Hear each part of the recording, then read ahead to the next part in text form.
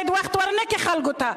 بله موضوع د هغه راغلې 14مه ماده د قانون اساسي په صراحت لیکلي دي، ویل کېږي ویلي دي لیکلي دي، په هغه کې د دریځ ذکر راغلی په قانون اساسي کې، د فارسي ذکر نه دی راغلی.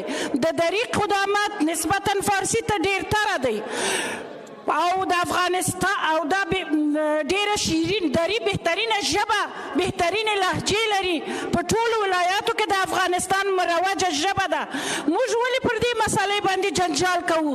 هغه شی چې په قانون اساسي کې راغلی دی په 14مه مادې کې تاسې واضح او صریح وګورئ دری راغلی ده.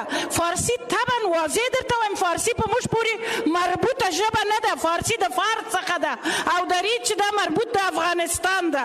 نو ولې وکیل صاحبانو دلته اخطارونه ورکوي او خلاف د اجنډا تاسې د تذکرې موضوع هیڅ کله اوس په اجنډا کې نه وه، باید په دې اجنډا کې ونه نیول شي. رئیس صاحب باید مایک